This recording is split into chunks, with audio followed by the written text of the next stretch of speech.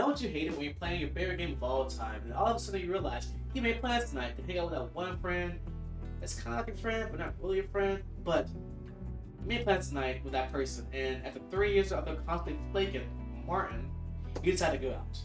Well, you really don't want to stop playing your game because it's like your favorite game of all time. What if I told you there was a way to play your game anywhere, anyhow, anytime? Well, this is the ultimate gaming concept. What is the ultimate gaming concept? Well, it allows you to basically do what I just said before, all for free too as well. Clearly not dystopian, right? For decades, we've been compromising between comfortability and portability, accessibility and performance, and even how we save our games. Now there is 2 tiers to the ultimate gaming concept, and it's very simple, right? You have the core tier and also this the more advanced one if you want to add on to it. With the core tier, this is your easiest way to set up your own ultimate gaming concept, and if you want to add on to it, feel free to do whatever you want to do with it in the more advanced tiers. So how does this work?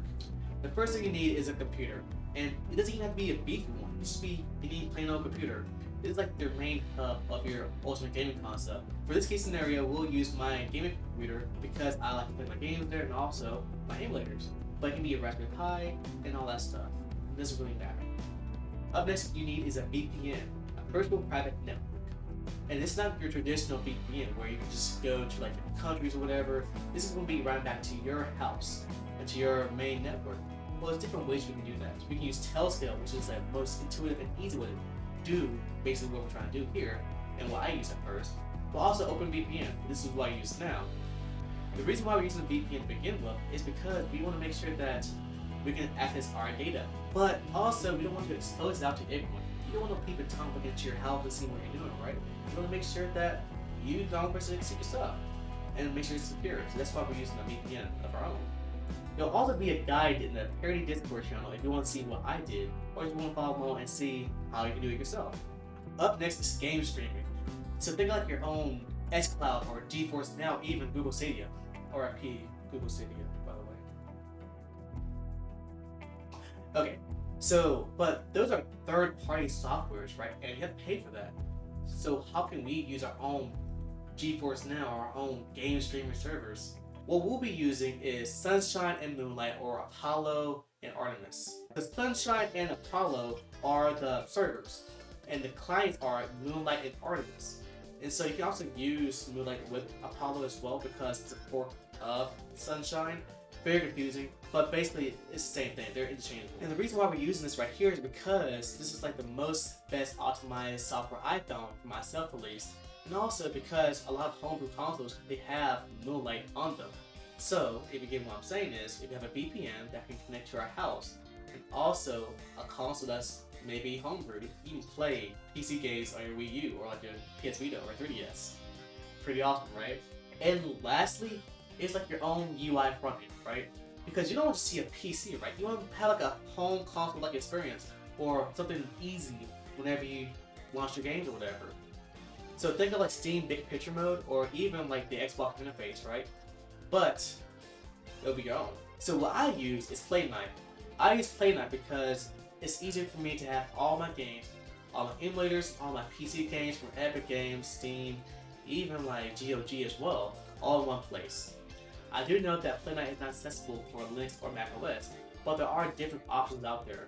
I just chose Play-Night at first because that's what works best for me. Although this will get you started, it's not really ultimate yet. Also, by the way, if you're actually liking this video right now, feel free to leave a like and also comment down below. And even subscribe right down there. It actually do help out a lot and also know if I'm doing something right. Thank you. But, up next is the more advanced features of the ultimate gaming concept. My setup consists of all the core features, but turned all the way up. So here's a few things I have. A NAS, a network attached storage. So basically what it is allows you to have all your data and stuff on a different computer, but you can still remote into that computer and still use that data. That would be very handy because say like for example you have a lot of emulators or a lot of ROMs or whatever, and you just don't want it on your main computer because you want to play your games on that computer, right? But with that being said though, like you don't want all that stuff on one computer. So NAS actually allows you to move that stuff on a different computer, and then if you have a really good Wi-Fi speed or internet speed or even Ethernet, you can basically kind of just use that as a fancy external hard drive Next is Nextcloud. It's like your own Google Drive or like your own iCloud, I guess. You can sync between different devices, and also they have these things called virtual files. So it's like these small little files that's like a kilobyte or two big, and then whenever you need it, you'll just go ahead and download the full file from the server. Next, we have Home Assistant. So Home Assistant is very nice and nifty because it's super powerful. Think of like your own Apple Home, Google Home, or even your Alexa. But it's all on your own network, all on your own stuff, hardware, and also it's all secure and private. Because I'm very big on privacy, right? Especially how things are going these days, right? So I want to make sure that all my stuff I do is private and on my own network, my own safety. Up next, I use VMouth and JoyOff. I actually got this inspiration from a video I watched by the Fox, I think, on YouTube. So check his channel out too as well. But with that being said, though, it allows you to control your computer with just a controller. Because there's some things you need to do on your computer that does not support controllers, right? Like maybe a main menu screen that doesn't support a controller or whatever. So you can turn your controller into a mouse. You can alt tab, you can alt F4 if you need to. You can do different things on a controller. You use the shortcuts instead of having to like get up your computer, get a keyboard, get a mouse, and all that stuff. And kind of defeats the whole purpose, right? Especially if you're using this right here, a PS Vita. I actually love this thing right here. I use it a lot. A PS Vita. I got some joy grips and some triggers. The last part was also like homebrew consoles, right? So you can homebrew your consoles and give them new life, give them a fresh new life, and play your PC games, your retro games, or whatever, all on one central thing. So how do you use? Hello. So the way I have it worked is that my NAS, I have my ROMs all on my NAS, right? I have it all separated by categories like consoles, right? Wii, Xbox 360, PS3, NES, whatever, it doesn't really matter. And for the smaller titles, I just have like NES games, even the PS3 games, the 360 games. I just basically mount the drive, or the network drive, to my computer. The reason why I do that is because it helps me save some storage space on my actual main computer.